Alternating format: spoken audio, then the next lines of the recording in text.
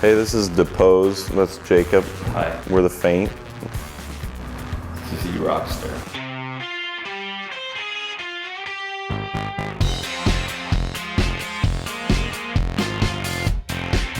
Welcome to E-Rockster. I am here with Depose and Jacob from the Faint. How are you guys doing? Doing well? Welcome to Los Angeles. Thank you. Thank you. So how's it going so far on the tour? It's going really well. It's great. Couple weeks in and having fun. So the new album Fascination came out this week. Yes. Congratulations. Thank you. So this is your first self-released album. It's true. So how's Blank Wave going so far? So far we just have one album on the label. Probably will be another Faint album, the next release, but maybe after that we can get some other talent. I'm head up the A&R department and I'm scouting a hot band called Werewolf Grave. Are they an Omaha band?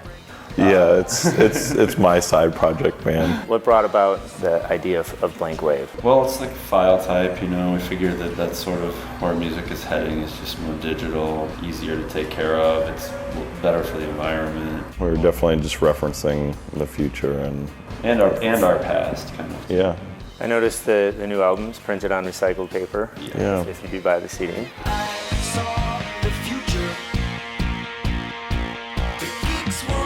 You guys want to just give us a little brief rundown of how the Faint came to be? Todd played in Commander Venus at some point. Joel convinced him to buy a bass. Eventually they let Clark play drums. Todd's little brother. Todd's so. younger brother. They were skateboarders before that. Just kind of looking for something to do when it was too cold to skateboard in Omaha. Yeah, they kind of just all found music together and just wanted to start their own band. And at some point Connor was in the band. Connor from Bright Eyes. Really prolific songwriter, and so he just had some songs. He's like, hey, well, you know, learn these songs I've got or whatever, and kind of like showed him the ropes of like how you He got them like start your own band. the first show, I think, and but then he wasn't in the band When they were after that. Norman Baylor. So Jacob, you were kind of credited with bringing the synthesized sound to the band. How did you bring that up? I get a little too much credit because they had synthesizers and they just didn't have somebody to play them full time. The reason they asked me, I guess, was because Todd saw my hardcore band back in the day that had some keyboards in it.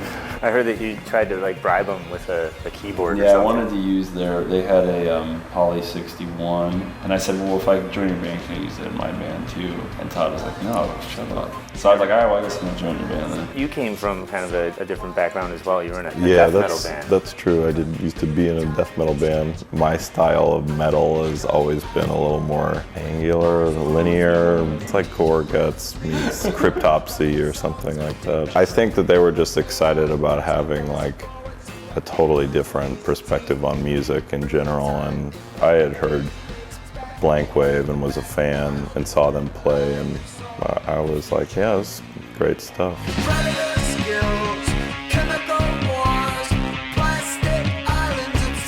What's the writing process like with you guys? Because I mean, you all come from kind of different backgrounds. And It's really open. It's like, hey, I was thinking you should play something like this. on Yeah, this we bar. spend a lot of time together just, Trying to kind of talking about what we're doing and not really playing anything.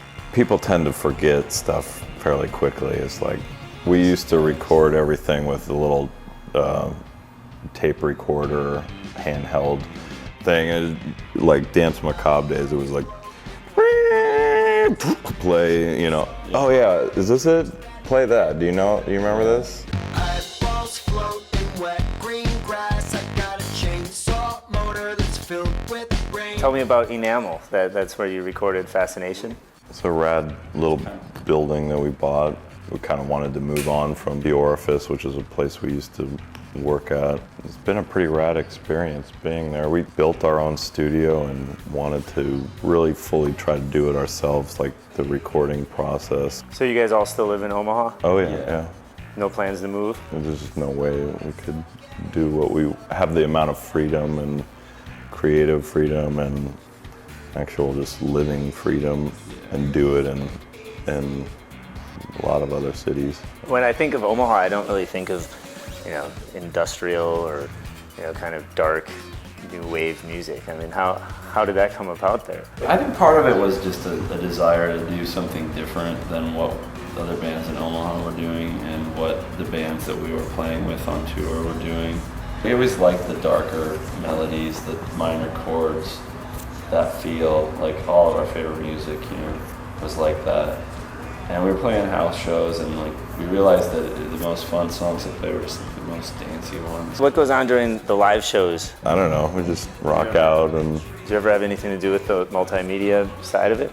Oh yeah. Well, Jacob and I we make all the videos that we have used to project behind us. I designed all the artwork for the record. Knowing what you guys know, having been in the music business this long and kind of being able to look into the future a little bit, like what kind of advice would you give to some of the newer bands that are starting out? Do as much of it as you can on your own. Hard work pays off. Make sure you enjoy what you're doing. People might come to your show or they might not, but you'll be happy. I don't know, that's more important than to me anyway.